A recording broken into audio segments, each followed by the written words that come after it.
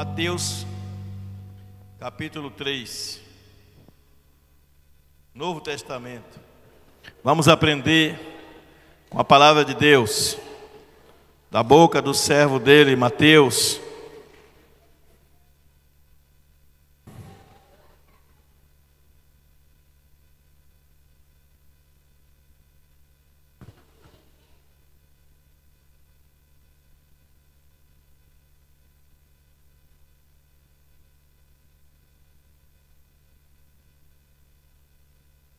Mateus 3.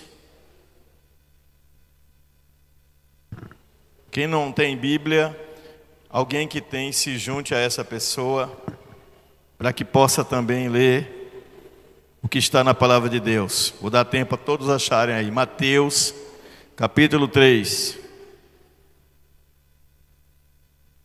Naqueles dias, apareceu João Batista pregando no deserto da Judeia, e dizendo: arrependei-vos, porque está próximo o reino dos céus. Pois é a João que se refere o que foi dito por meio do profeta Isaías: voz do que clama no deserto, preparai o caminho do Senhor, endireitai as suas veredas. Que Deus nos abençoe. Poderia ler o texto todo, mas vou ficar por aqui, porque hoje é uma conexão direta com o que eu preguei 15 dias atrás. Eu fui pregar domingo na igreja do pastor Edivaldo, nossa igreja aí do Xalá, em Petrolina, que fez aniversário, e nós fomos ali prestigiar aquela amada igreja que estava aniversariando.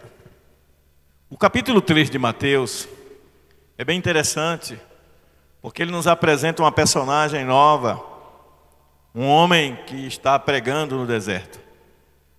Eu já disse aqui diversas vezes que deserto não é lugar de encontrar multidão. Deserto é lugar de provação, é lugar de tratamento e é lugar de transição. Provação, tratamento e transição. Deserto simbolicamente tem a ver com momentos difíceis que passamos em nossa vida, seja de natureza física, alguma enfermidade que estamos enfrentando, seja de natureza emocional, algum problema emocional que está nos bloqueando, nos limitando, nos impedindo de desenvolver no reino aquilo que Deus planejou, seja de natureza espiritual, algo que está de algum modo atrapalhando a nossa comunhão com o Senhor. Deserto tem também a ver com decisões equivocadas que tomamos em algum momento da vida e que a conta cedo ou tarde chega. E quando a conta chega, ela traz um prejuízo medonho, terrível, na vida de quem escolheu errado. Judas escolheu trair Jesus, e a conta que chegou na vida de Judas foi a conta do remorso, da culpa, não do arrependimento. Porque o arrependimento é metanoia. Metanoia quer dizer mudança de mente, mudança de sentimento, mudança de emoção, mudança de comportamento, mudança de visão do mundo, mudança do ser pessoal como um todo. Metanoia gera transformação. Arrependimento muda o homem, culpa não. Culpa produz cada vez uma pessoa mais ressentida, uma pessoa mais magoada e, portanto, uma pessoa ferida, que vai ferir aos outros. Mas quando experimentamos a metanoia, que é o arrependimento, ela abre os nossos olhos para enxergarmos o mundo com outra perspectiva. É por isso que quando Jesus fala com Zaqueu, em cima da figueira brava, em cima do sicômoro, ele disse: tenho roubado alguém, devolverei 4 vezes mais. E a Bíblia diz que quando ele desce da árvore, ele desce feliz, ele desce na expressão original, gostoso, cheio de gosto, cheio de prazer, de satisfação, porque o Senhor reconheceu ele. Deus está reconhecendo a cada um de nós em cada etapa da nossa vida. Diga comigo: Deus me reconhece em todas as etapas da minha vida. Não pensa você que quando você está passando por um momento difícil, talvez até de desistência e de fraqueza, Deus desistiu de você. Ele não desiste de nós. Ele aposta em nós, se podemos usar essa palavra aposta. Apostar aqui significa ele acredita na possibilidade da vitória em nossa vida por meio da fé. Então, para Deus não faz diferença quanto tempo você viveu no deserto. O que importa para Deus é a sua disposição e ouvir a sua voz e decidir que deserto não é o seu lugar. Quando eu digo que deserto é lugar de provação, é no sentido de que nós somos provados sim na nossa fé. Provados naquilo que há mais de básico e essencial, em termos de raízes de convicção de quem nós somos em Deus e quem eu sou em Deus. Essa é uma pergunta que todo mundo deve fazer, porque só você sabe. Quem eu sou em Deus? Eu vou falar daqui a pouco sobre a questão de como nós às vezes criamos raízes religiosas e confundimos com raízes espirituais. Mas quem é você em Deus? Como você se vê em Deus? Como você se identifica em Deus? Quando você olha no espelho, você vê seu rosto. Se seu rosto está ferido, machucado, sujo, inchado, você fica preocupado porque você não se reconhece, você se vê diferente. Mas observe que a mente é preparada para se acostumar com as mudanças. Quando eu me olhava no espelho, há 30 anos atrás, eu tinha uma aparência. Eu tenho outra aparência hoje, mas a minha mente foi pouco a pouco, eu lavando o rosto, escovando os dentes, eu me vendo no espelho, a minha mente foi se acomodando à mudança. E o mesmo acontece com a nossa percepção de quem nós somos neste mundo, na perspectiva de filhos do reino. Diga, eu sou filho do reino. Gente, o modo como nós nos vemos é determinante para quem seremos. Quem seremos é fruto direto de como nos vemos. O apóstolo Paulo, e eu insisto nesse versículo sempre, para ver se batendo nessa tecla sempre eu consigo inculcar. Inculcar quer dizer fixar aqui na mente de cada um. Ele diz, não vos deixeis moldar a este mundo, mas transforme-se pela renovação do vosso entendimento. Quem eu sou é fruto do meu entendimento. E quem eu sou? Eu sou Teobaldo Pedro de Jesus, filho de Maria de São Pedro e Sabino dos Santos. Eu sei quem é meu pai, eu sei quem é minha mãe. Eu nasci em São Bento, eu sei onde eu nasci. Eu me lembro agora até da rua onde eu morava, da casa onde eu morava. Eu me lembro da cama que tinha na cozinha, uma cama de casal que dormia eu e meu irmão. Eu me lembro de um fogão de lenha aceso e lá fazia frio e a gente acendia a fogueira para aquecer. Eu lembro do dia que meu pai morreu, eu com uma cruz na frente do caixão, me segurando para não chorar. Eu lembro de me jogando em cima do corpo de meu pai e pedindo a Santo Antônio para ressuscitar meu pai. Prometendo ser padre se ressuscitasse meu pai. Porque eu amava meu pai. Mas ali estava começando um novo ciclo na minha vida. Ao perder meu pai, a minha perspectiva de mundo mudou. Eu continuava o mesmo, era o mesmo Teobaldo fisicamente, biologicamente. A voz era a mesma, mas a minha visão de mundo mudou. Uma semana depois, eu estava numa serraria, pedindo emprego, com 11 anos de idade. Minha mãe não concordava, mas era necessário, a gente não tinha o que comer. Meu pai não deixou nada. A minha percepção de mundo mudou quando eu disse para mim mesmo, com 11 anos, eu sou o homem da casa. Minha mãe não tinha renda. Minha mãe capinava roça, lavava roupa. Era disso que ela tirava o sustento. Eu tinha que ajudar. Então a maturidade chegou em mim mais cedo. Aí fui trabalhar na serraria. Eu pegava toras de madeiras enormes junto com mais outros homens para botar na serra, para poder correr no trilho e passar na serra. De tanto pegar peso, eu tive um problema físico. Tive que fazer uma cirurgia delicada. Quase que eu não podia ter filhos. Isso não é engraçado. Isso é triste. A gente vive num país em que crianças têm que se colocar nessa posição, porque não há uma atenção e uma assistência adequada. E assim foi. Dos 11 anos para cá, nunca parei de trabalhar. Mas nunca parei de estudar. Fui à luta. Minha visão mudou. Se eu quero ser alguém na vida, eu tenho que estudar. Mas minha visão também mudou. Eu não posso deixar minha mãe sem a minha ajuda. E todo o dinheiro que eu ganhava, eu dava à minha mãe. Eu não comprava uma cueca para mim. Eu não comprava uma escova de dentes. Eu não comprava nada para mim. Todo o dinheiro eu dava à minha mãe. Era esse dinheiro que eu comprava a comida. E tinha vezes que o dinheiro era insuficiente. Aí minha mãe pegava um pedaço de charque, que a gente chama em alguns lugares de carne de sertão, cortava os pedacinhos, aí dava um pirão de água com sal, ou pirão de café, isso mesmo, café, feito pirão de café, para comer eu, meu irmão, e ela às vezes ficava com fome, como muitas mães fazem. Passei por tudo isso. mas não fiquei um coitadinho na beira da estrada reclamando da vida. Está a síndrome do coitadismo entrando na igreja. Não aceite isso na sua vida. É uma transição, é um momento, vai passar. Mas tem que ter atitude mental e atitude espiritual. A atitude mental nos faz ver as coisas com outros olhos, mas a atitude espiritual nos faz nos movermos pela fé e mudar a realidade.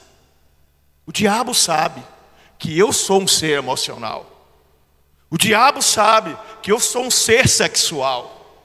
O diabo sabe que eu sou um ser físico. O diabo também sabe que eu sou um ser espiritual. O diabo sabe tanto isso, que no mesmo Mateus, no capítulo seguinte, no capítulo 4, quando Jesus é levado pelo Espírito Santo ao deserto, eu quero chamar a atenção para isso. Foi o Espírito Santo que levou Jesus ao deserto para ser tentado. Não foi ele que quis ir, não. Foi o Espírito Santo que o levou ao deserto para ser tentado. Era a sua prova final.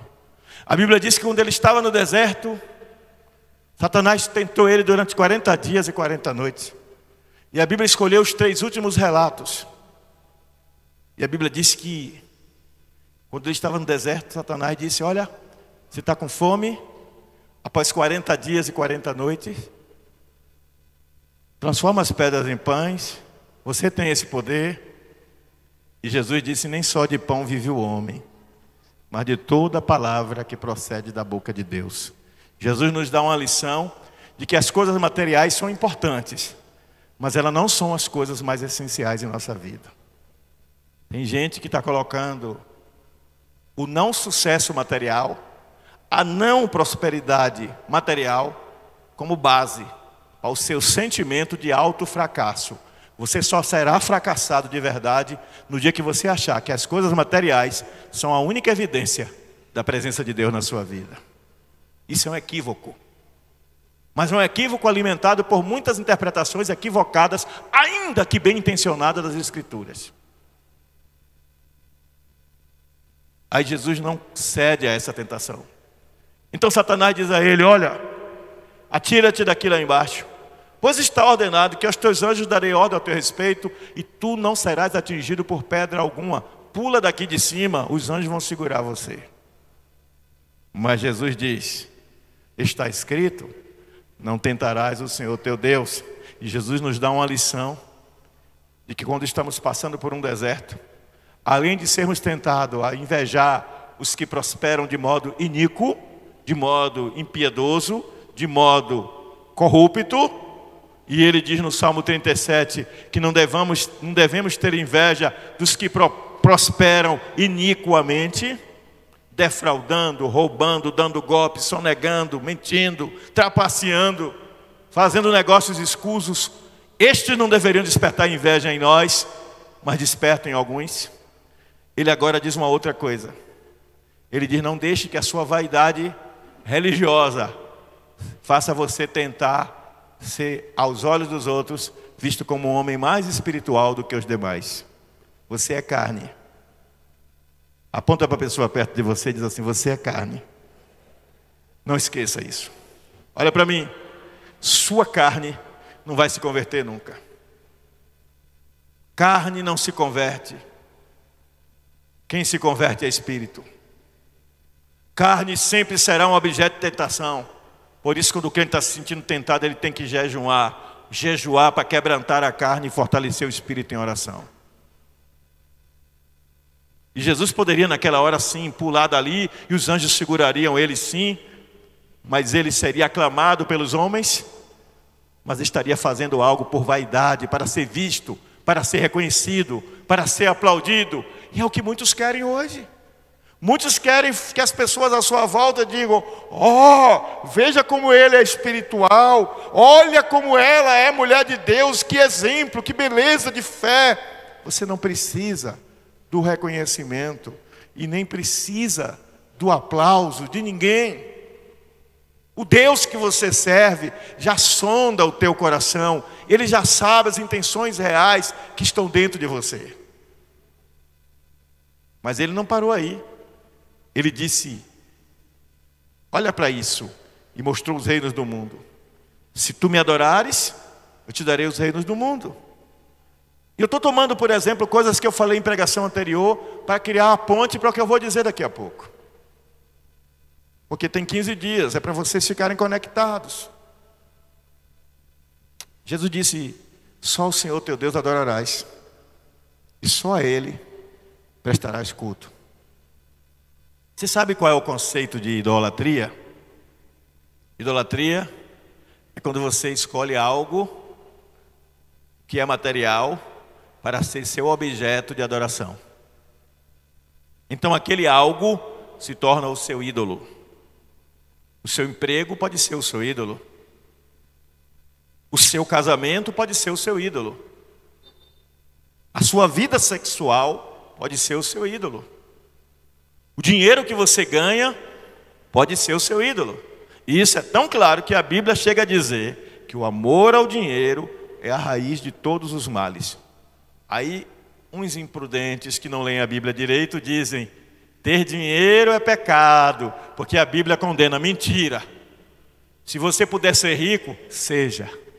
Se você puder prosperar e ganhar muito dinheiro, ganhe. Não é pecado ser rico. Pecado é amar o dinheiro. Pecado é colocar o dinheiro como a coisa mais importante da sua vida. Aí ele se torna um ícone, um símbolo, um Deus. Está claro para vocês o que eu estou falando? A sua profissão pode ser o seu ídolo. Você é bem sucedido na sua profissão. Os seus negócios podem ser o seu ídolo. E agora eu vou mexer com gente que está aqui. Seu desempenho no louvor pode ser o seu ídolo. Seu desempenho na dança, suas pregações, a forma como você conduz o seu ministério, a maneira como as suas ovelhas olham para você, falam de você, e você começa a estufar o peito e dizer, eu sou o cara. Você não é nada, eu não sou nada, nós não somos nada, Deus é que é tudo em nós. E uma das primeiras demonstrações de uma igreja não saudável, dentro da perspectiva e da visão de reino, é quando ela tem o culto à personalidade. E o que é o culto à personalidade? É quando uma pessoa ou um grupo de pessoas começa a ser destacado como os mais santos, os mais espirituais, os mais ungidos, os especiais da igreja, os ungidões, que têm mais poder, mais intimidade. Cuidado com isso. Invariavelmente, isso conduz a equívocos. E quando uma dessas pessoas falha, ainda que seja uma mínima falha, muita gente cai. Porque firmou a sua fé em homens, quando deveria ter firmado a sua fé genuinamente naquele que é a rocha dos séculos, Jesus de Nazaré. Eu vigio para não dar escândalo a vocês, vocês vigiam para não dar escândalo uns aos outros, mas se por um acaso um de nós cair, o que é que a Bíblia diz? Que aquele que está de pé, estenda a mão e levante ao que caiu, ajude-o a se fortalecer. Não é isso que a palavra de Deus diz? Mas não é o que a gente vê uma cultura da hipocrisia, a cultura do caiu, pisa no pescoço desse miserável, olha a vergonha que ele trouxe para a igreja. Igreja é lugar de tratamento, é lugar de cura. Igreja, se por um momento é paraíso, por outro também é deserto, porque por aquela porta entram pessoas desesperadas. E o que quer dizer uma pessoa desesperada? É uma pessoa sem esperança. E muitas vezes o desesperado entra ali esperando encontrar na igreja a última resposta, a última saída, a última luz no fim do túnel. Igreja deve ser lugar de esperança, sim, mas igreja também tem que ser lugar de desafio, para não se conformar com o seu estado atual. Diga a pessoa mais próxima de você, não se conforme com a mediocridade na sua vida. Você nasceu para vencer, você nasceu para vencer, você nasceu para vencer. A palavra de Deus diz isso, tome posse. Em Cristo, diz a Bíblia, eu não sou apenas vencedor. Em Cristo eu sou mais do que vencedor. Você sabe o que é uma pessoa mais do que vencedora? É aquela que vai para a luta já sabendo que ela venceu. Porque nós servimos aquele que já nos revelou na sua palavra que no final ele ganha. Aqui vai o spoiler da Bíblia. Spoiler da Bíblia. Jesus vence no final. Satanás vai enganar multidões, fazendo parecer que ele está imperando. A violência tomou conta do mundo, a roubalheira tomou conta do mundo. Eu não tenho mais esperança na política. A educação está corrompida, a economia está corrompida, as famílias estão corrompidas. Meu Deus, onde nós vamos parar? Eu li isso, eu li aquilo no jornal, eu ouvi isso ou aquilo na televisão. Eu já perdi a esperança. Se você perdeu a esperança, coitado de você.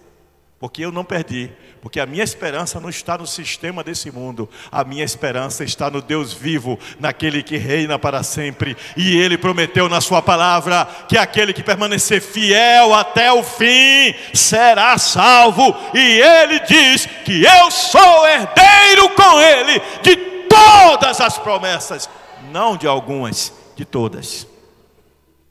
Mas quando o foco está errado, quando o foco está errado, aquilo que nós olhamos como uma coisa principal está errado, então tudo mais está errado. O segredo da vida vitoriosa, eu vou ensinar vocês agora. Memorizem isso.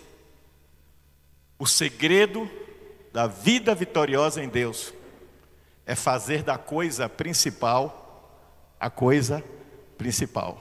E a coisa principal é somente uma: agradar a Deus acima de tudo. Portanto, quer comais ou bebais ou façais outra coisa qualquer, faça tudo para a glória de Deus. Este é o segredo. Posto isso como preâmbulo, como introdução à mensagem que eu vos trago agora, para quem está anotando, eu gostaria de colocar para vocês algumas reflexões. Arrependei-vos, dizia ele, e crede, porque é chegado o reino dos céus. Pessoas dizem, reino dos céus e reino de Deus é a mesma coisa? Não. Porque reino dos céus tem a ver com o reino do Senhor implantado aqui através da sua igreja. Mas quando eu falo de reino de Deus, eu estou falando de uma coisa muito mais duradoura e que vai muito além da percepção de reino dos céus.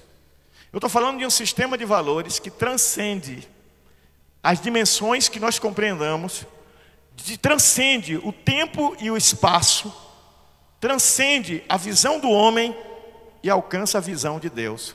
Porque visão de reino tem muito mais a ver com os princípios do reino que são implantados sobre nós do que a mudança apenas de sistema. Preste atenção no que eu vou dizer. Imagine que reino dos céus é o ministério do pastor Teobaldo. O ministério do pastor Teobaldo é o reino dos céus. Agora imagine que reino de Deus é o ministério do Xalai como todo. O ministério do pastor Teobaldo está inserido dentro do ministério Eruxalai. Mas o ministério Eruxalai não é só o ministério do pastor Teobaldo. Vou usar um outro exemplo. Imagina que reino de Deus é Juazeiro. Então Juazeiro está inserida dentro do Brasil. Mas o Brasil não é só Juazeiro. Reino de Deus vai uma compreensão muito além. E quando a Bíblia diz, arrependei-vos porque é chegado o reino de Deus, todo o sistema do reino estava chegando, personificado em um homem. Quando Jesus vai para o céu e estabelece a sua igreja, o reino de Deus já estava implantado em muitos corações. E os princípios do reino de Deus, ele não é apenas para Israel, ele não é apenas para a igreja. Os princípios do reino de Deus é para toda a terra. O reino dos céus está restrito ao grupo dos que são salvos. Mas o reino de Deus, ele está expansivo para toda a terra.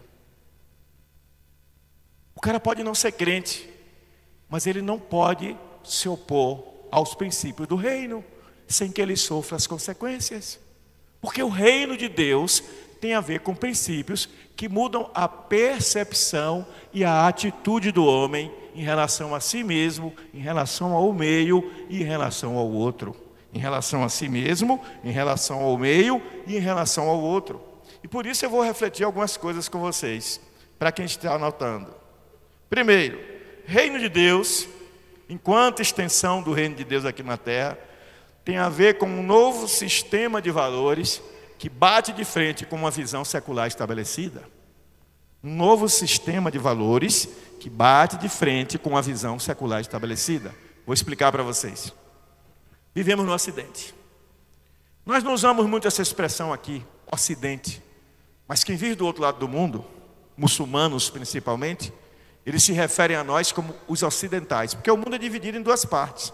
O Oriente, que está à direita, e o Ocidente, que está à esquerda. Do lado do Ocidente está a América do Sul, as Américas, a Europa, parte da Ásia. Então nós somos os ocidentais. E eles dizem que os homens ocidentais foram influenciados pela visão judaico-cristã, porque a maioria dos habitantes daqui tem base judaico-cristã. Ou é protestante, ou é católico apostólico romano, ou é católico ortodoxo, ou de outros pequenos ramos do cristianismo que existem. Então a visão judaico-cristã tem um sistema de ética e de moral, de conduta, de comportamento social que rege a família e que rege todas as organizações sociais. E por isso nós vivemos hoje um embate muito grande, porque a sociedade secular, o mundo secular, recusa e bate de frente com esse sistema. E o que é que isso tem a ver? Um pouco de filosofia para vocês. Os filósofos gregos, que são os filósofos mais importantes da história, pelo menos escolheram que eles fossem os mais importantes, eles não são os únicos filósofos. Existiam filósofos judeus, existiam filósofos muçulmanos, existiam filósofos chineses e de outros grupos. Mas os gregos ganharam evidência porque quiseram que eles ganhassem evidência. E a filosofia grega foi transformada em princípios. E esses princípios passaram a reger o mundo greco-romano. Greco-romano tem a ver com Grécia e Roma. Grécia teve um império fabuloso, enorme. E esse conhecimento de história nos ajuda a entender o que está acontecendo no mundo hoje. Então preste atenção, por favor. É função do pastor ensinar a sua igreja, e é dever da igreja ouvir para aprender.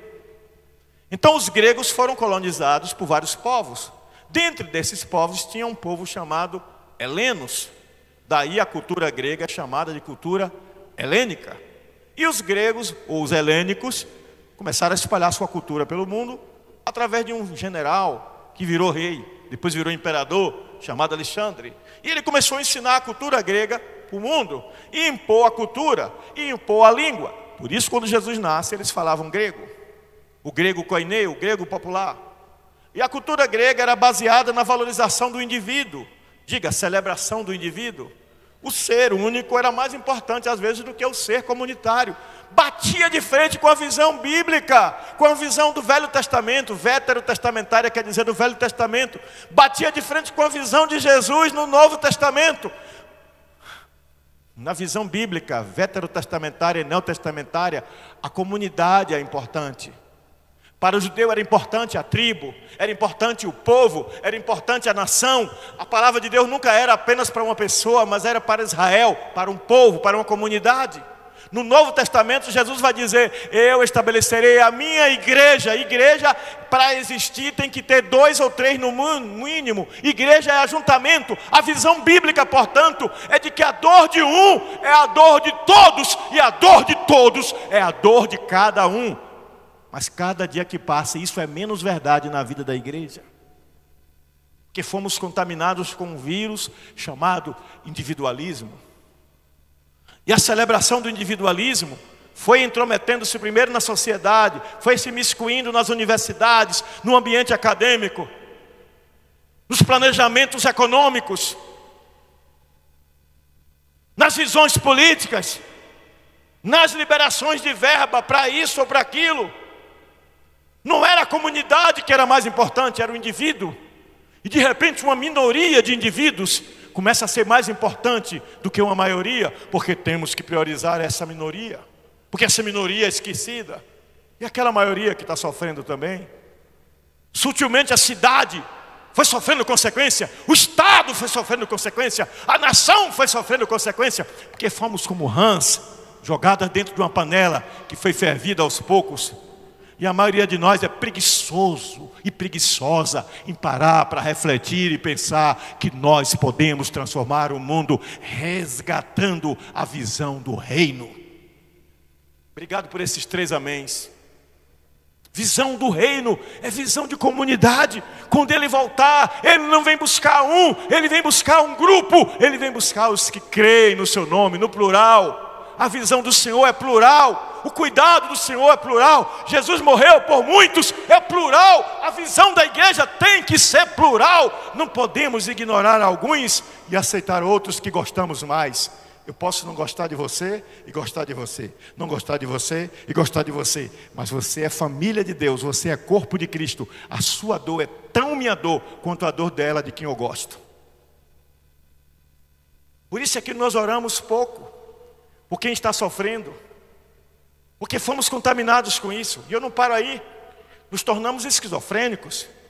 Eu sou, você é, todo mundo é esquizofrênico. Esquizofrênico tem a ver com mente dividida. Uma parte sadia, uma parte doente. E o mais importante na mente esquizofrênica não é o quanto ela é esquizofrênica. 5% de esquizofrenia, 20% de esquizofrenia. Não sei nem como é que mede isso. O importante não é quantos por cento da mente está doente. O importante é qual parte da mente está no controle. Quem é que está no controle? Nessa esquizofrenia social, espiritual, religiosa que nós vivemos. Nesse sistema que Satanás decidiu se intrometer nele, para através dele corromper também a sociedade, e corromper da sociedade, corromper a igreja que já está corrompida. Nessa sociedade que lá nos inícios do século XX foi corrompida com a visão de que o ter é mais importante do que ser. Essa é a premissa capitalista. Ou na visão equivocada de um socialismo hipócrita que prega a igualdade, mas a igualdade é para beneficiar os que estão na esfera do poder. Então, tanto o capitalismo como o socialismo fracassaram na compreensão do ser. Mas Jesus não fracassou, porque Jesus enxerga o homem como todo, corpo, alma e espírito. Jesus enxerga a necessidade do homem estar inserido dentro de um corpo. Por isso a visão do reino é mais importante do que a visão do mundo. Quando Jesus abriu a boca e disse: o meu reino não é deste mundo, ele estava falando de uma dimensão espiritual diferente.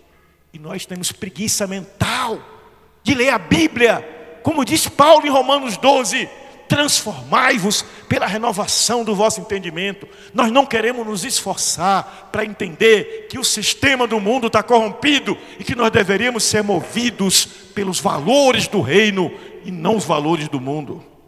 Porque é que ser próspero materialmente, ter dinheiro para comprar carro caro, comprar apartamento caro, ostentar, vestir as melhores roupas, mostrar que a gente tem poder, se tornou importante, porque essa visão foi sorrateiramente entrando na igreja, de que riqueza espiritual se mede também por riqueza material. Coitado daquele irmão que não tem nada. E na maioria das igrejas, a maioria tem pouco, uma minoria tem muito. Então só aquela minoria tem fé?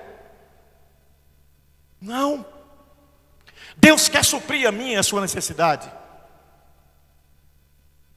O conceito de prosperidade da Bíblia é suprir as necessidades. E Deus quer suprir a necessidade. E para abastecer esta sociedade corrupta, e quando fala em corrupção você só pensa em política, mas corrupção tem a ver com toda e qualquer alienação de princípios. Uma sociedade que se aliena dos princípios do reino, ela é corrupta, ela é corrompida. Ela precisa ser restaurada. A palavra de ordem é restauração. Deus quer nos restaurar. Deus quer restaurar você, eu, a igreja como um todo. Quem recebe essa palavra? Um sistema de visão secular. Para encerrar esse ponto, o novo sistema de valores veste a visão secular deste mundo, deste tempo. A Bíblia diz que o Deus deste século, palavra do apóstolo Paulo, cegou o entendimento das pessoas. A Bíblia diz isso. Cegou o entendimento das pessoas. E não ficou só isso. O apóstolo Paulo disse que a maioria tem a mente cauterizada. Você sabe o que é uma mente cauterizada? Quem sabe aqui o que é cauterizar? Levante a mão. Cauterizar é queimar, né?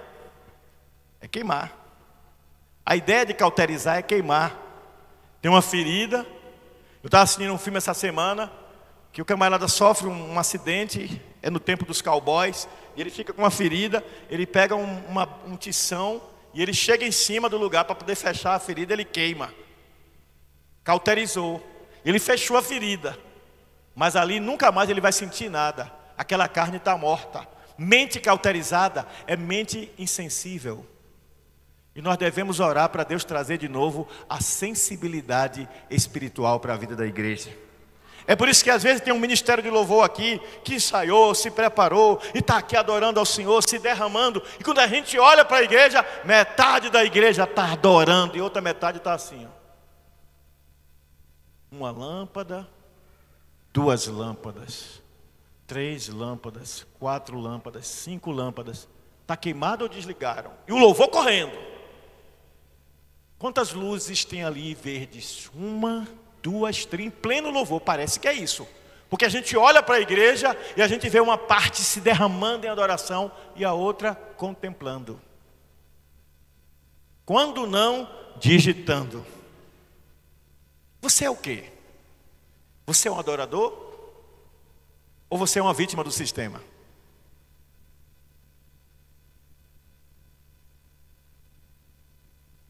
Você é um transportador da glória de Deus? Ou um contemplador da glória? Quando Jesus sobe o monte da transfiguração, e aparece Moisés e Elias, e começam a conversar com Jesus.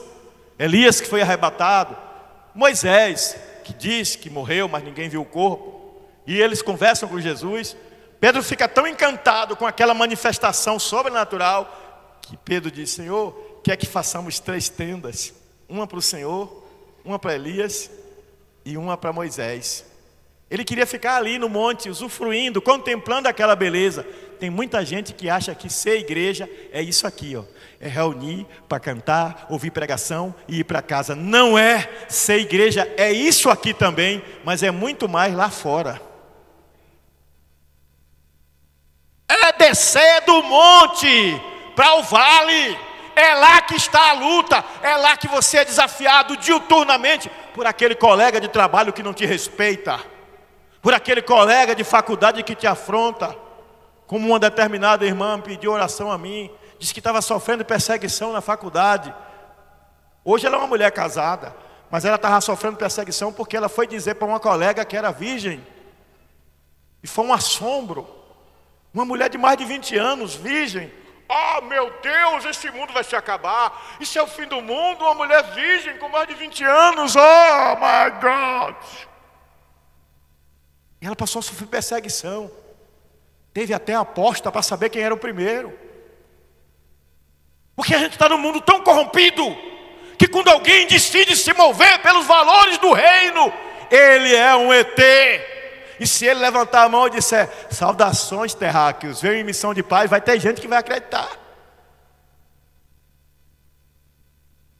Por isso Jesus disse: nós não somos desse mundo, eu não sou deste mundo, você não é deste mundo, porque nós somos parte do reino de Deus aqui na terra. Eu e você somos a boca que Deus tem para mudar a compreensão, a percepção e o entendimento desse mundo. É tarefa fácil? Não, porque dentro de mim ainda habita muita coisa que precisa ser mudada, e dentro de você também. Mas a disposição de mudar é o primeiro passo para a grande transformação que Deus quer promover no avivamento que está vindo aí. Para encerrar esse ponto, esquizofrenia social. A sociedade foi toda estruturada em cima do princípio de que nós devemos priorizar o indivíduo. Em cima da priorização do indivíduo surgiu o conceito de democracia e surgiu o conceito do direito. Os direitos humanos passaram a ser colocados acima, muitas vezes, dos princípios eternos. Então, em cima dos direitos humanos, eu não estou sendo contra direitos humanos, para não interpretar errado, mas em cima da política e do discurso de direitos humanos, o direito individual ao indivíduo, da mulher decidir que o corpo é dela, se ela vai ou não manter uma gravidez, é mais importante do que o direito eterno à vida que foi Deus que estabeleceu. Estão entendendo o que eu estou falando agora? Estou falando português agora. Em alguns países do mundo já tem lei que permite a eutanásia. Eutanásia, essa palavra feia, significa o direito da pessoa morrer por vontade própria. Ela está com uma doença, o médico disse que a doença não tem cura, a pessoa decide morrer, vai para um lugar, recebe lá uma injeção, dorme, enquanto dorme toma outra injeção e morre sem dar trabalho a ninguém. E todo mundo que acha que este é um ato de misericórdia humana. A que ponto chegamos? em que a celebração do indivíduo é colocada acima dos princípios eternos da palavra de Deus. Eu citei 2 exemplos, poderia citar muitos.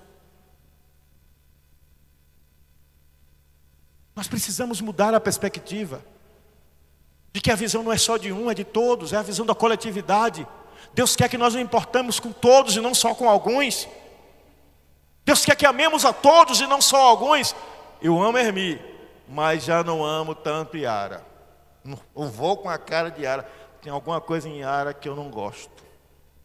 Mas de você, Abigail, eu tenho um amor tão grande. Mas da Teresa não, essa daí para mim não faz falta. Quem foi que disse isso?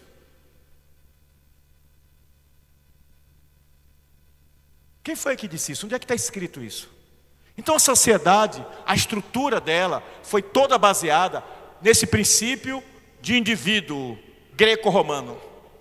Mas os valores que regem a sociedade, que normatizaram a família durante 2000 anos, são os princípios judaico-cristãos. Entenderam o choque? Entenderam o choque? A estrutura da sociedade é greco-romana. Mas a forma de nos relacionarmos enquanto família na sociedade é judaico-cristã. E aí vem o embate, essa esquizofrenia que nós vivemos hoje. E aí nós vemos políticos esquizofrênicos, nós vemos professores esquizofrênicos, nós vemos médicos esquizofrênicos, nós vemos pastores esquizofrênicos, nós vemos em toda a sociedade pessoas esquizofrênicas. Esquizofrênico em que sentido? Mente dividida. Não sabe se vê o mundo com a perspectiva judaico-cristã, na qual foi criado, seja na igreja católica, seja na igreja evangélica, mas o indivíduo foi formado numa base judaico-cristã, de respeito à vida. Sim ou não? Aí agora o indivíduo tem que se deparar com uma nova visão de mundo, em que aquilo ou aquilo outro não é mais aceitável porque não é politicamente correto. Dia desses, eu estava num lugar, chegou uma pessoa para conversar comigo. E tinha uma pessoa que se identifica como pessoa trans. Um homem que disse que está numa transição para ser mulher. A pessoa não sabia. Aí a pessoa virou e disse assim: quem é ele? A pessoa que está em transição virou para outra e disse: vou lhe processar, com o dedo em riste, vou lhe processar. Ele não, me chame de ela. E a pessoa se transtornou. E nós vivemos num mundo que está em mudança em todos os segmentos da estrutura social. E a igreja, em meio a tudo isso, precisa entender que ela é a boca profética para essa geração. E por isso ela está sendo perseguida e vai ser perseguida muito mais. Então nós precisamos ter cuidado com qual direcionamento damos à nossa vida, com qual direcionamento estamos dando às nossas escolhas. Porque o lado que escolhermos ficar vai determinar quem de fato nós somos na visão do reino de Deus. Segundo lugar, essa visão de reino nos leva invariavelmente a muito discurso bonito, né? Rei Basileia Tuteu, o reino de Deus, cheio de discurso bonito, voz impostada. Eu estou cansado dessas pregações, gente. Olha, 2 tipos de pregação que eu não tenho mais paciência para ouvir. Pregação de voz impostada, porque meus irmãos, não tenho paciência mais para voz impostada. Não precisa. Prega o evangelho puro e simples. Prega a verdade do evangelho. Ensina as pessoas os riscos que a igreja está correndo no dia de hoje. E deixa que as pessoas façam suas escolhas. Porque Deus deu a cada um a liberdade. E serão as nossas escolhas que vão determinar para onde vamos.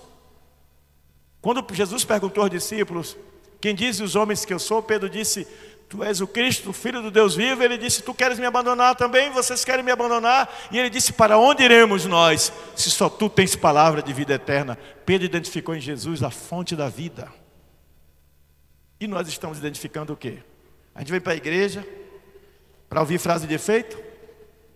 Errar o endereço, não é aqui. Palavra de ordem? Não é aqui. Palavra bonitinha para você decorar e repetir a semana toda? Também não é aqui. Mas se você quer refletir no que a palavra de Deus diz, confrontado com a realidade do mundo real, diga mundo real, que você vive, eis aqui o lugar. Segundo ponto. Uma nova abordagem da fé versus a visão da religiosidade. Abordei isso na semana passada, quero ir um pouco mais. Semana atrasada, aliás. O que é ser crente?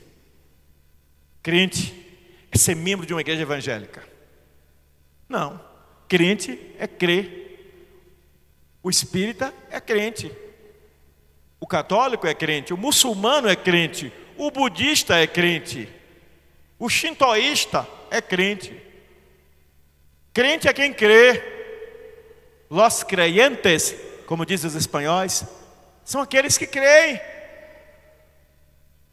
Agora, crente em Jesus Cristo é aquele que crê que Jesus Cristo é a base da sua vida. Aí já mudou tudo. Porque o camarada que crê no sistema islâmico, no sistema budista, no sistema shintoísta, no sistema hinduísta, ele é crente naquilo. Ele pode ser até crente na descrença, mas nós somos crentes em Jesus Cristo. Ele se torna a nossa base.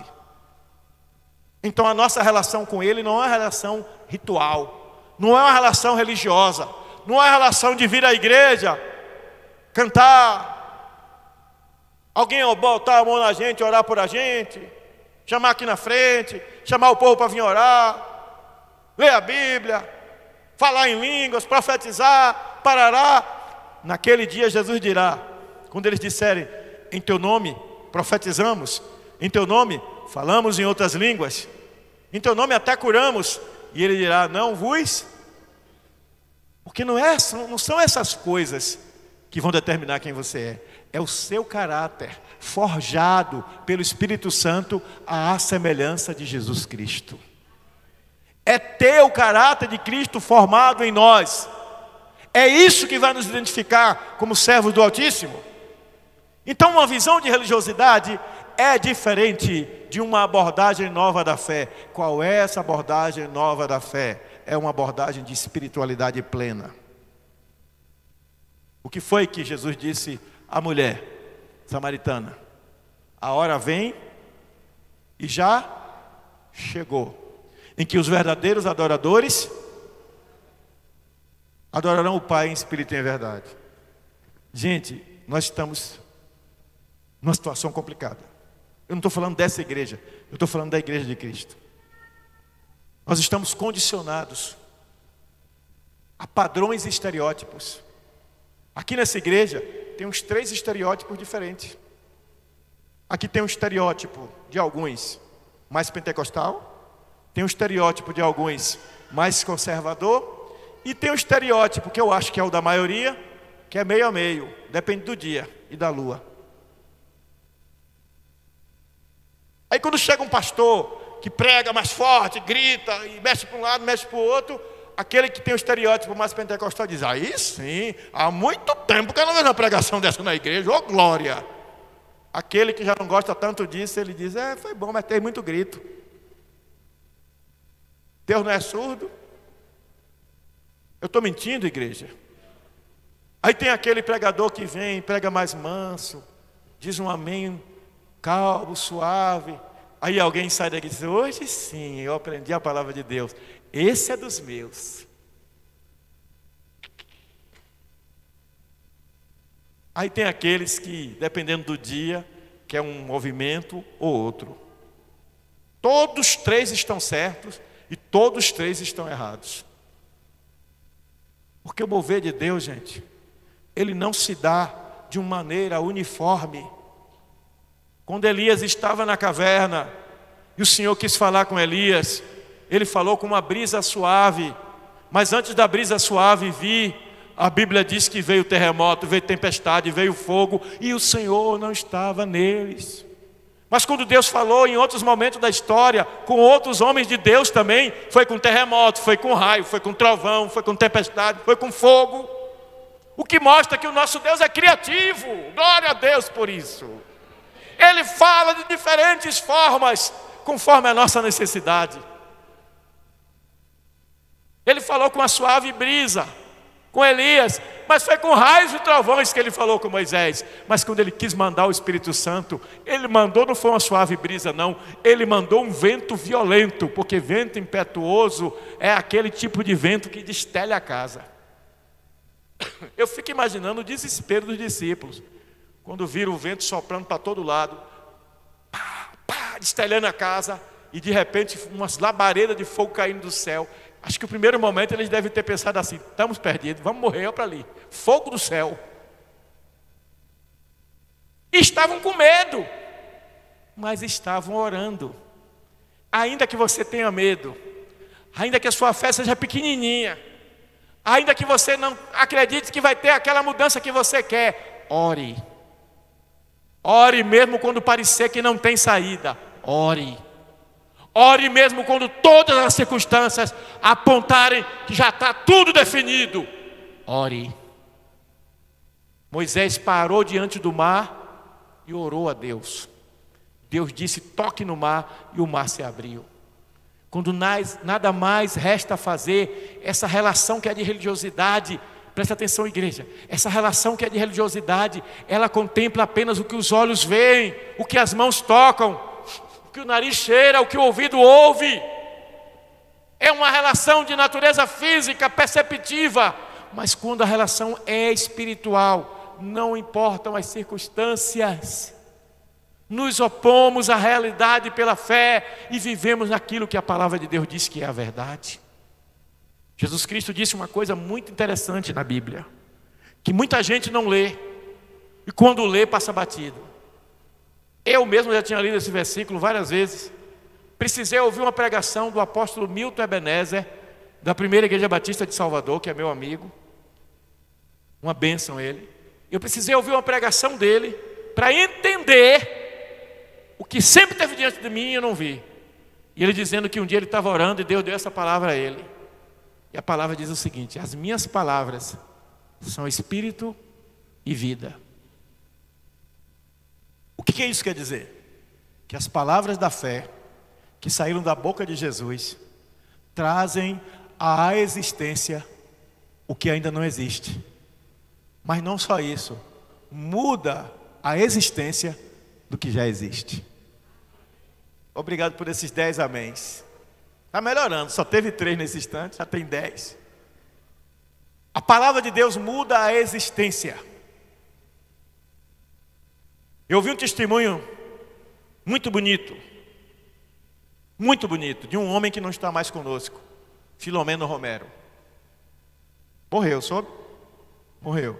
Aquele da prosperidade que fez no estádio, lembra?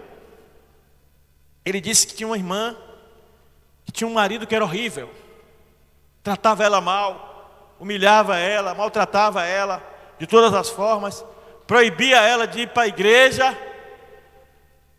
E quanto mais ele gritava com ela, quanto mais ele maltratava ela, melhor a comida que ela fazia para ele, melhor a roupa que ela preparava para ele, e sempre falando suave. E ele dizia: mulher, você tem sangue de barata, você não está vendo que eu estou te tratando mal? Por que você não reage? Sangue de barata. Ela disse: pode aproveitar esse tempo que ainda lhe resta, meu filho. Muito em breve você vai estar na igreja, sentado do meu lado, dando glória a Deus.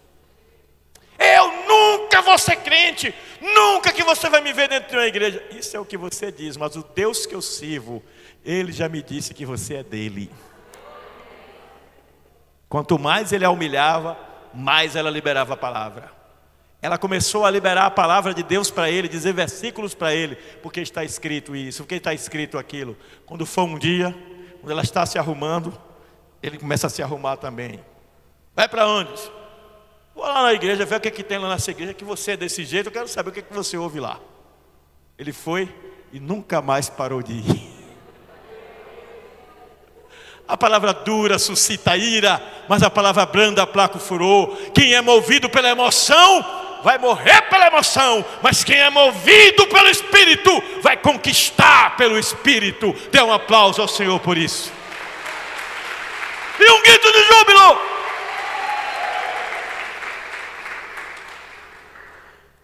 Espiritualidade diferente de religiosidade.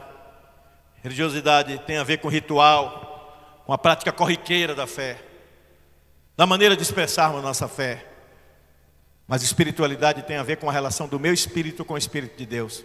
Por isso Jesus disse que Deus é espírito e importa que quem o adore em espírito e em verdade. Você não precisa do templo para adorar. Você não precisa de um pastor para adorar. Você tem um pastor para ser o guia espiritual. Você está no templo para adorar junto com seus irmãos, porque a palavra de Deus diz, não abandone a sua congregação. Mas a sua relação individual é como Jesus disse, é no seu aposento, você e Deus. E o meu maior desejo é que essa igreja aprenda isso. Porque no dia que tivermos uma igreja de homens e de mulheres, que no seu quarto, em secreto, onde quer que seja, separe um tempo mínimo que seja para conversar com Deus, apresentar a Ele as suas demandas, as suas lutas, as suas dificuldades. Neste dia o avivamento começa nessa igreja. Posso trazer aqui o pastor mais avivado do mundo. De orar, todo mundo cair aqui cheio do poder de Deus. De orar pelos enfermos eles serem curados. Se você não for tocado para uma ação contínua, ação contínua não adianta. Sabe quando o povo chega do encontro? Eu quero é Deus. No café, no almoço e no jantar. E se der uma madrugada, uma boquinha também. Todo mundo feliz. Não há fingimento em ninguém. Todo mundo ali está sendo sincero. Mas está falando na emoção do momento.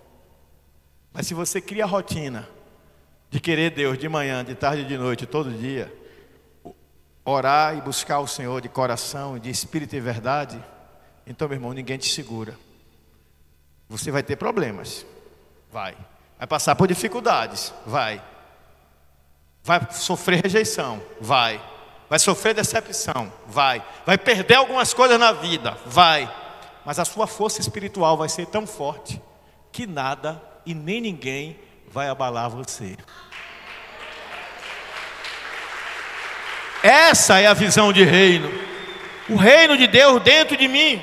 A minha percepção do mundo muda. O mundo está pegando fogo, mas eu estou tranquilo.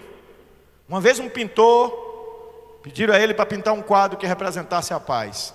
E todo mundo esperava um quadro com as pessoas jogando arma no chão. Ele pintou uma montanha, um penhasco na verdade, um penhasco, aquele despenhadeiro na beira da montanha. No penhasco ele pintou uma árvore. Na árvore ele pintou um galho desprendido assim por meio do despenhadeiro no precipício. O galho balançando o precipício lá embaixo. Na ponta do galho ele botou um ninho. E dentro do ninho ele botou um passarinho dormindo. E perguntaram: o que é esse quadro? Ele disse: é o quadro que representa a paz. Esse passarinho está na beira do precipício, mas ele está no ninho. Ele se sente seguro, ele está protegido. Quem está em Deus está aninhado com Deus. Não importa o tamanho da provação, você sabe que você está protegido por aquele que reina para sempre.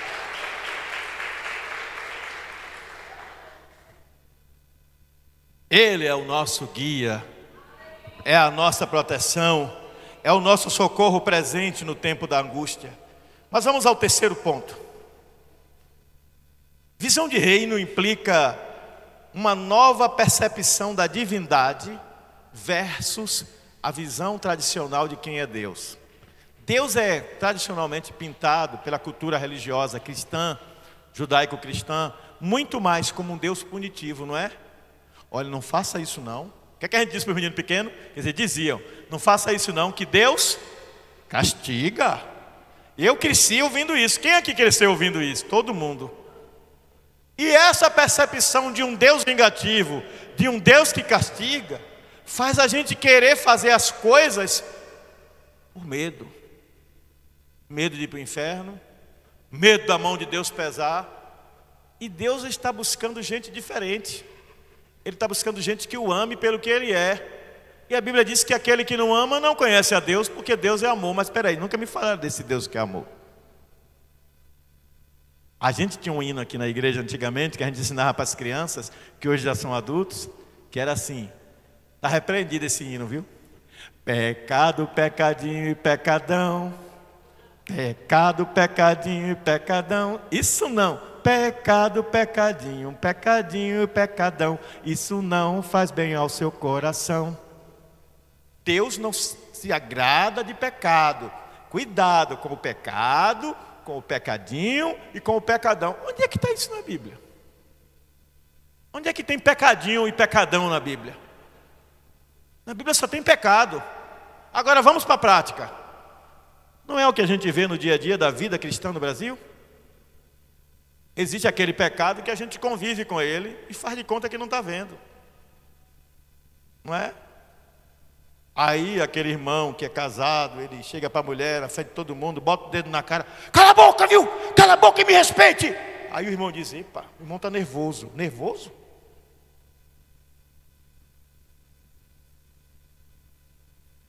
Aí tem aquele irmão que está andando na rua, o outro deixou cair a carteira, ele olhou para um lado, olhou para o outro, achado não é? Achado não é? Aí ele apanha a carteira, tira o dinheiro, olha para um lado, olha para o outro, joga a carteira. É para o rapaz achar os documentos, coitado, porque dá um trabalho, pastor, tirar documento hoje em dia que você não faz ideia. Eu estou fazendo uma bondade. Se fosse um ladrão, ia dar fim nos documentos dele. Eu estou fazendo uma bondade, porque eu estou devolvendo a carteira. Está entrando no banco ou em qualquer lugar for, alguém esqueceu o celular.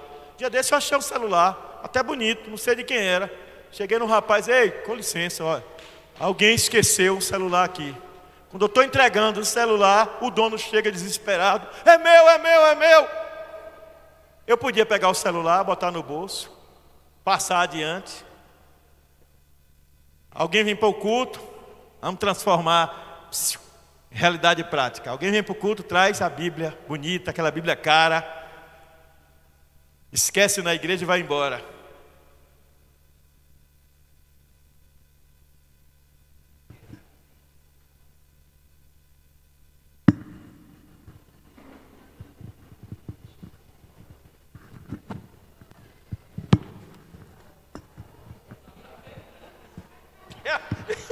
Eu nem para ladrão, ainda bem que eu nem para ladrão levo o jeito, graças a Deus. Vocês estão achando que isso é brincadeira? Não é não. Nós vivemos a lei do Gerson. Tinha uma propaganda antiga de um jogador da seleção brasileira de 70 chamado Gerson, em que ele fazia uma propaganda de uma marca de cigarro. E aí ele dizia: cigarro tal, para quem gosta de levar vantagem em tudo. Por quê? Porque no futebol ele disputava a bola com seus adversários. Não é do meu tempo, mas pastor Ismael, que assistiu a Copa de 70, pode me dizer depois. Brincadeira, pastor. Ele driblava e ele tomava a bola, não era isso, pastor? Ele não levava vantagem nas bolas divididas? Ele sempre, você sabe, nas bolas divididas ele levava vantagem.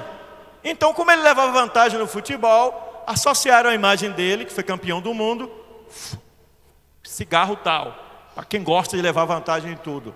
Então passou-se a dizer que todas as pessoas que gostavam de levar vantagem em tudo seguiam a lei do Gerson, que era o nome do jogador. E durante muito tempo essa expressão perdurou no Brasil. Os mais antigos ainda usam lei do Gerson, a lei de quem gosta de levar vantagem em tudo.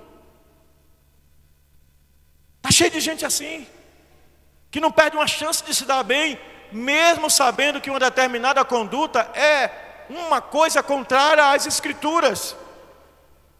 Como nós vamos mudar o mundo se nós praticamos as pequenas corrupções? O cidadão chegou para mim esses dias e me pediu que eu desse um jeito de botar uma pessoa dele na frente de algo que está acontecendo na prefeitura.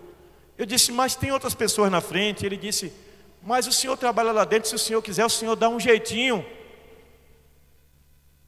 Só que se eu boto aquela pessoa na frente, eu estou sendo desleal com as pessoas que estavam na frente. Está cheio disso. O mundo está cheio disso. Mas a igreja também está ficando cheia disso. Como nós vamos mudar o mundo se a nossa percepção de Deus é um Deus nominal? É um Deus nominal, simbólico. Não é um Deus real. Não é um Deus pessoal. Não é um Deus com quem eu posso ter um relacionamento de verdade, como eu tive com meu pai, como eu tenho com a minha mãe, com a minha esposa, com meu filho, com muitos de vocês. Relação pessoal implica troca. Eu dou e recebo. Eu dou a Deus a minha adoração.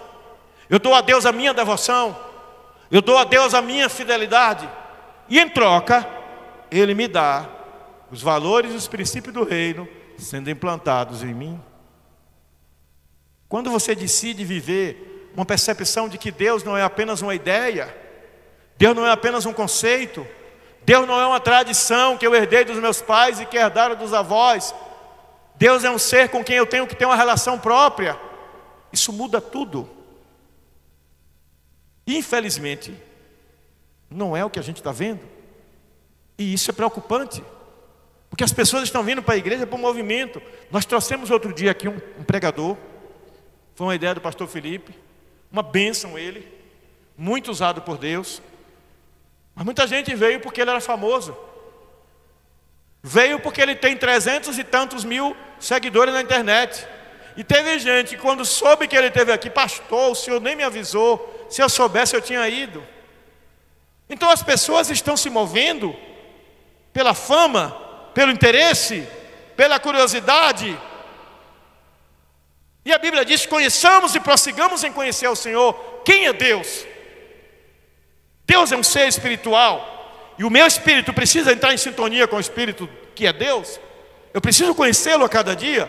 Conheçamos e prossigamos em conhecer o Senhor, vai dizer Oséias, é uma questão de relação.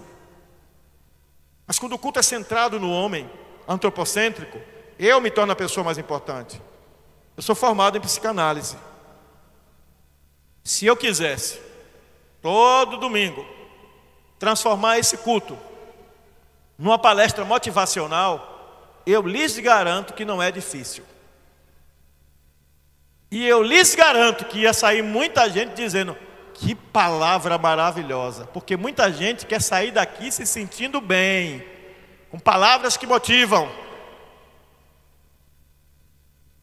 Quando na verdade nós deveríamos ver a igreja para sermos desafiados a viver a vida de Deus em nós, em cada circunstância e a cada dia. Mas a maneira como eu vejo Deus é determinante para quem eu sou espiritualmente. Eu vou naquela igreja porque o louvor é bom. Eu vou naquela igreja porque ela é refrigerada. E nesse calor que está, ou é tão bom estar ali naquele ambiente. Eu vou naquela igreja porque o pastor é tão engraçado, ele fala tanta coisa engraçada, eu me acabo de rir com aquele pastor. Ou eu vou naquela igreja porque tem cada menina bonita naquela igreja. Essa semana me disseram: ei, Erixalá ainda tem as moças bonitas? Eu disse: não tem não, casaram todas. Vocês solteiras me desculpem, viu? Mas eu tenho que fazer a propaganda assim, porque eu não quero esse tipo de gente aqui não. Que é um caba que quer vir para a igreja atrás das moças bonitas. Quem é Deus? Quem Ele é? Que entendimento você tem dele? Davi só veio ter uma compreensão mais profunda de quem Deus era depois do seu pecado, que ele vai para o fundo do poço. No Salmo 51 e no Salmo 39, nós encontramos um Davi transformado, tocado de uma maneira tão profunda que ele passa a entender Deus como a essência do que Ele é. O apóstolo Paulo vai dizer que nós o conhecemos como se fosse uma imagem refletida no espelho, mas um dia saberemos como Ele realmente é.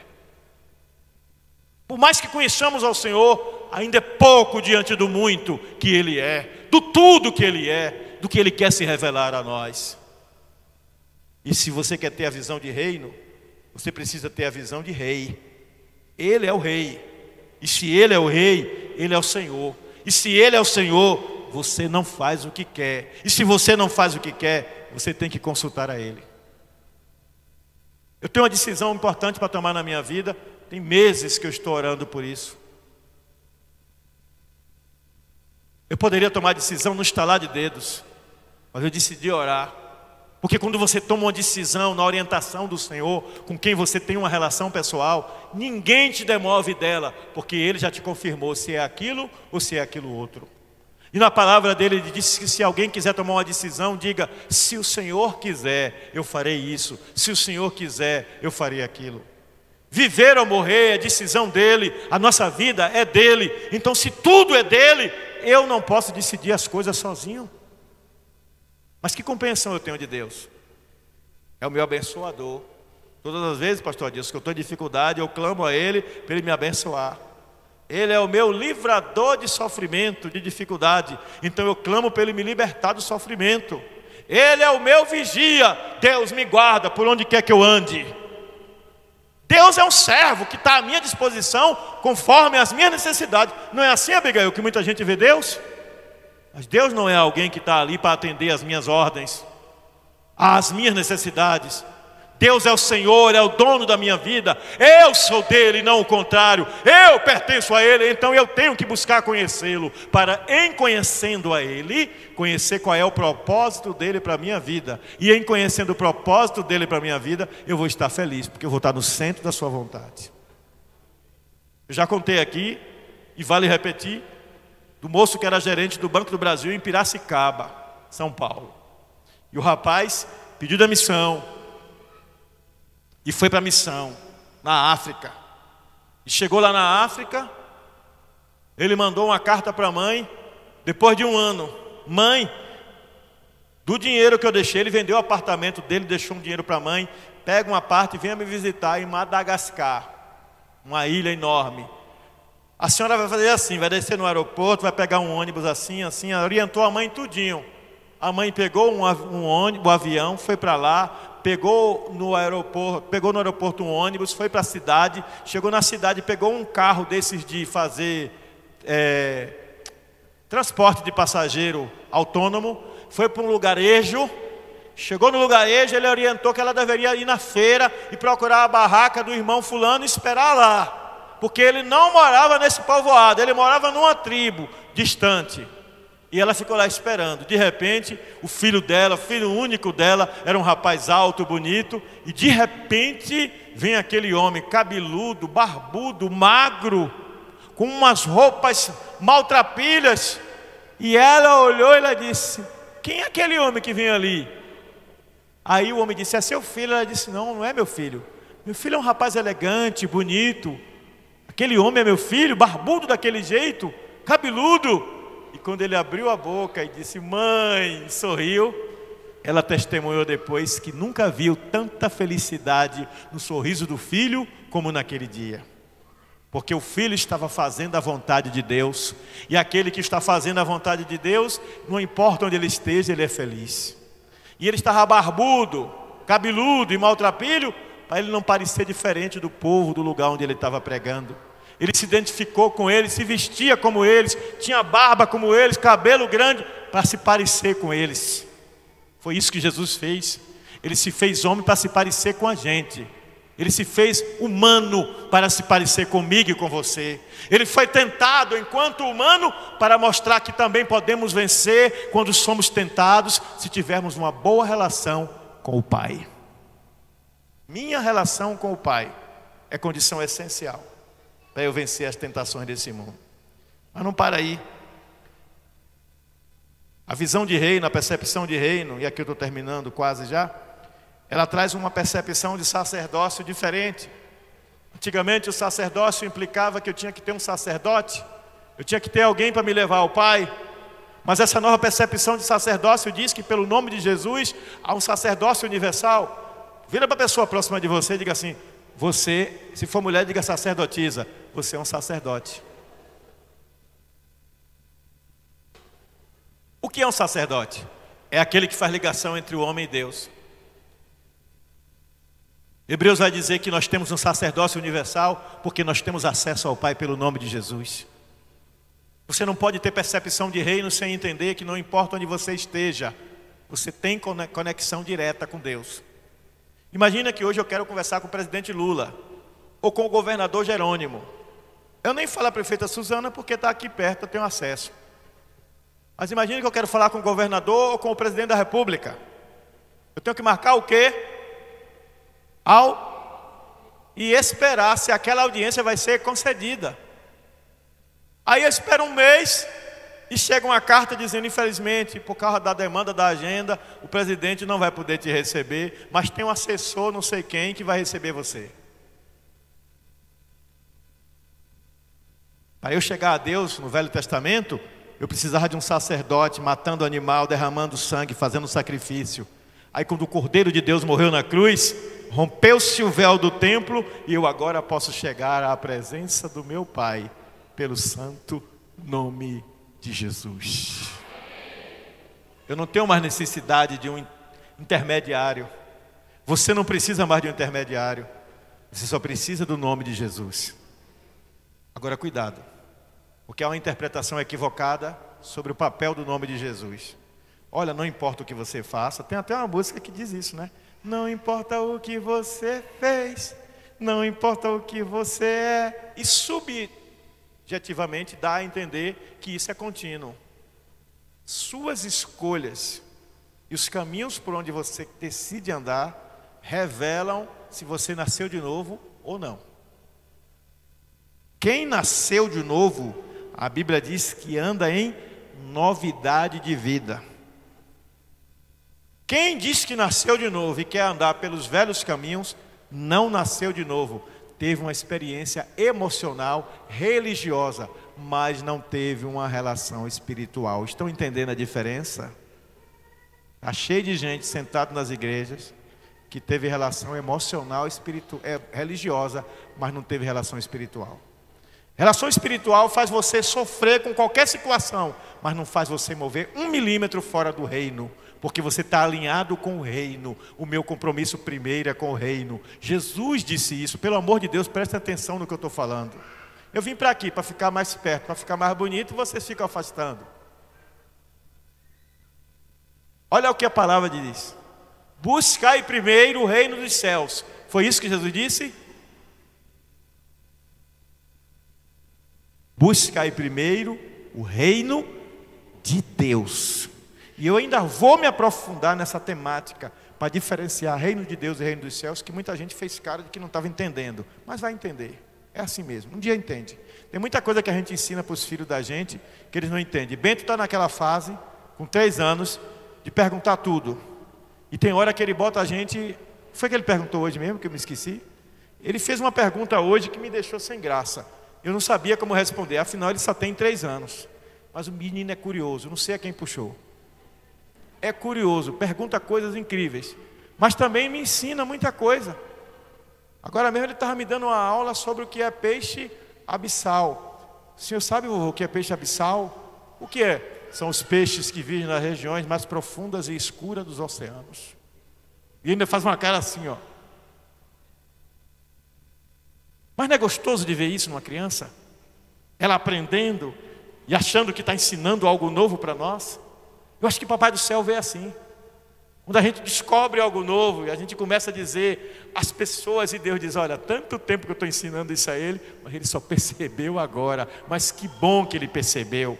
O nome disso é crescimento espiritual. O nome disso é amadurecimento espiritual. E Deus quer que eu e você amadureçamos neste propósito que Ele tem de nos levar à plenitude do conhecimento de quem Ele é, para termos um relacionamento perfeito. Daí o sacerdócio universal dos crentes. Pode repetir isso? Sacerdócio universal dos crentes. Todo crente pode chegar a Jesus. O que é que impede de eu chegar a Jesus? De eu chegar ao Pai, ao trono? O pecado. Aí ele providenciou imediatamente uma fórmula: confissão. Primeira coisa: Pai, me perdoe porque eu pequei. Hoje eu disse umas palavras para a Nilza que eu não devia dizer. Senhor, me perdoe. Eu vou a Nilza e peço perdão. Quebrei a malignidade que havia na minha ação, que impedia que as minhas orações chegassem aos céus. Quando eu confesso o pecado, eu quebro a malignidade que emperra as minhas orações. Mas o que é que impede uma pessoa de confessar a malignidade e que emperra o exercício do sacerdócio? O orgulho. Se nós fôssemos dar nome ao primeiro pecado, seria orgulho. Satanás ficou orgulhoso. Satanás começou a achar que ele era melhor do que Deus e foi expulso do céu. E qual é o primeiro pecado que ele implanta no coração da mulher? O orgulho de fazê-la achar que ela é especial e que ela pode sim comer do fruto. E aí ela cobiça o fruto, mas primeiro ela sentiu o orgulho. E o orgulho faz você se colocar numa posição, de achar que é superior, de se colocar acima. E quem está acima vê os outros abaixo. E quem vê os outros abaixo acha que é melhor. Mas a Bíblia diz que é o contrário. Que eu tenho que olhar o outro que está acima, ter ele como meu superior, para eu não querer ser mais do que ele. Isso se chama humildade. Que vem de humus, que é terra podre. Vegetais e carne apodrecida. Humus. Só é humilde quem se lembra que é pó, que não é nada sem Deus, e que tudo que é em Deus, e que tudo que tem em Deus, e que só por Deus é que pode todas as coisas, porque é Ele que nos fortalece. Compreensão de reino, para ter a compreensão de sacerdócio, é compreensão de soberania, de que Ele é Rei, de que Ele é Senhor, e eu tenho que me dirigir a Ele como tal. Semana passada eu estava pregando lá em Petrolina, falei sobre o prosconel, que eu já falei aqui, que é a atitude de prostração diante do rei. Aquele servo que ia conversar com o rei, a primeira coisa que ele fazia era se prostrar aos pés do rei. Por isso, quando Satanás, incorporado no gadareno, e a Bíblia diz que era uma legião, e legião são 6.000 demônios, ou mais, de 2 a 6.000. Quando ele viu Jesus, a Bíblia diz que o gadareno saiu correndo em direção a Jesus, se prostrou em terra, cara em terra, rosto em terra. Assim, gente, olha para cá, ó. Prostração, olha para cá, ó, olha para mim, ó. O rosto no chão, prostração, humilhação total, rendição total, reconhecimento da superioridade do outro. Ele é rei, eu sou servo, súdito. Satanás incorporado com milhares de demônios no gadareno, correu em direção a Jesus e se prostrou. Prosconel, adoração. Eu me prostro diante daquele que é maior do que eu, daquele que é o meu rei, daquele que é o meu Senhor. Esta deve ser uma atitude perene, contínua em todo cristão. Em tudo que ele for fazer, ele tem que lembrar que Jesus é o rei da sua vida. Não há sacerdócio sem essa compreensão. Penúltimo, compreensão de reino me leva a uma compreensão também, ou uma percepção de esperança no final versus fatalismo meritório. Havia uma compreensão de que o homem, para herdar o reino, ele tinha que merecer. E essa compreensão estava em todas as religiões. A religião nórdica, que é a religião lá da região onde é a Suécia, a Noruega, dos vikings, dizia que tinha que ser guerreiro, morrer lutando, para ir para um lugar chamado Valhalla, que o povo chama Valhalla, mas é Valhalla, pelo menos nos filmes da Vikings eles pronunciam assim. Que é um lugar, um paraíso, onde o camarada vai ter 70.000 virgens esperando por ele. Misericórdia, o camarada com uma mulher já está tendo trabalho, imagina com 70. Mas o camarada guerreava, que era para lá ele beber muito hidromel, que era a bebida que eles tomavam, e ter as virgens lá disponíveis para ele. Então o camarada guerreava aqui para ter prazeres lá. E quando você começa a estudar as religiões antigas, você vai ver que todas as religiões ofereciam o paraíso como condição meritória da sua ação. Você recebia por mérito. Aí vem o cristianismo e diz: pela graça sois salvo por meio da fé, não vem de vós, é dom de Deus, porque nenhum homem pode salvar a si mesmo. Epa, tem algo errado aqui nessa religião. Ela está dizendo que eu só posso ser salvo se eu reconhecer esse tal de Jesus como meu Senhor e meu Salvador. E isso implica o quê? Que para Ele ser o meu Senhor e o meu Salvador, eu tenho que assumir os princípios do reino que Ele prega. Está claro para vocês? Está claro para vocês? Eu vou morar nos Estados Unidos. Eu e o Nilson já estamos arrumando a bagagem. Nós vamos morar nos Estados Unidos. Tchau, igreja, foi um prazer. Ninguém reagiu não, dizendo, querem se livrar da gente mesmo. Vamos morar nos Estados Unidos. Aí chega lá, a imigração diz assim: você pode ficar 6 meses como turista. Aí eu digo, mas como é que tem aqui para eu me tornar cidadão? Bom, se você serviu ao exército e for servir lá na faixa de Gaza, ninguém disse misericórdia. Durante 1 ano e meio, você ganha cidadania. Mas na faixa de Gaza estão matando estrangeiros. Exatamente, é por isso que você pode ganhar a sua cidadania, porque é perigoso. Eu vi uma história de uma mulher que foi para os Estados Unidos e virou soldado do exército americano e serviu no Afeganistão. E hoje ela é cidadã americana. Então quer dizer que para ser cidadão daquele país, o indivíduo que não era de lá se submeteu às regras daquele país. E no dia dele ser aceito como cidadão, ele vai para uma cerimônia em que ele jura a bandeira. Ele promete que a partir de agora a pátria dele é aquela, ele vai defender a Constituição daquele país, e se precisar ir para a guerra contra o seu país de origem, ele vai agora lutar pelo seu novo país. Guardadas as devidas proporções, é disso que eu estou falando. Eu e você éramos cidadãos do mundo, vivíamos conforme as regras deste mundo, mas agora, quando aceitamos Jesus como Salvador, assumimos os princípios do reino, e os valores deste mundo não estão acima dos valores do reino. E se eu tiver que morrer, me botar no paredão, preparar, apontar fogo, que eu morra por amor a Cristo, mas eu não posso negar a Jesus. Na Revolução Cubana, prenderam um líder evangélico chamado Hernández. Levaram Hernández, a esposa e os 3 filhos. Hernández, nega teu Deus, entrega os teus irmãos, e você vive. Ele disse, como eu posso negar o meu Deus? Estou seguindo a Jesus Cristo, atrás não olho não. Pá, mataram o filho mais velho dele. De novo, pá, mataram o filho do meio. Por fim, a menininha, só sobrou ela. Hernández, ele olha para a mulher, chora, disse, não, Hernández, não vamos negar o seu Deus. Pá, mataram a menininha. Antes que alguém ache que é mentira, quem contou isso foi R.R. Soares. Se eu estou mentindo pela boca de R.R. Soares. Por fim, Hernández, teus 3 filhos morreram, mas tem aqui a tua mulher.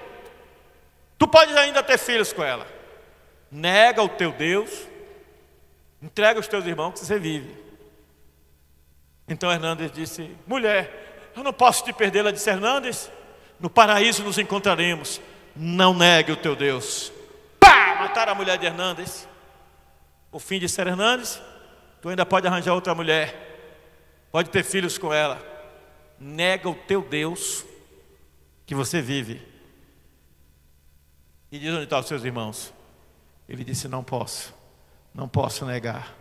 Estou seguindo a Jesus Cristo, este caminho eu não desisto. Estou seguindo a Jesus Cristo, atrás não olho mais. Quem olhar para trás não é digno dele. Pá! Mataram Hernández. Tempos depois, alguns daqueles que mataram Hernández aceitaram Jesus como Salvador. Eles começaram a se questionar, que Deus é esse? Que Jesus é esse? Que ele preferiu morrer do que negá-lo. Aconteceu isso no Império Romano. Eles eram jogados na arena, e havia um lugar elevado chamado Dema, e ali era colocado quem desistia da fé. Uma minoria desistiu da fé, mas milhares morreram na arena por amor a Jesus. E para cada um que morria, 10, 20, 30, 40 se convertiam pelo testemunho de fé. Deus está atrás de homens e de mulheres, de maduros, de jovens, de crianças, de adolescentes, de idosos, dispostos a pagar o preço da discriminação, do preconceito, da perseguição, de ser cancelado na internet, de ser injuriado na internet. Não se importe, mas você manter a sua fé viva no Deus vivo, no Deus de Israel, ao qual você serve com todo o seu coração.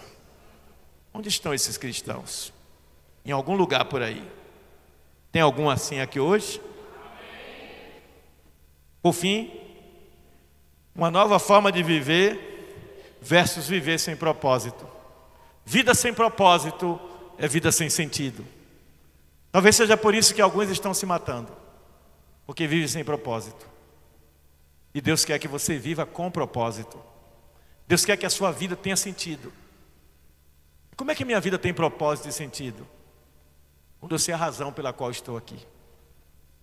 E qual é a razão pela qual estou aqui?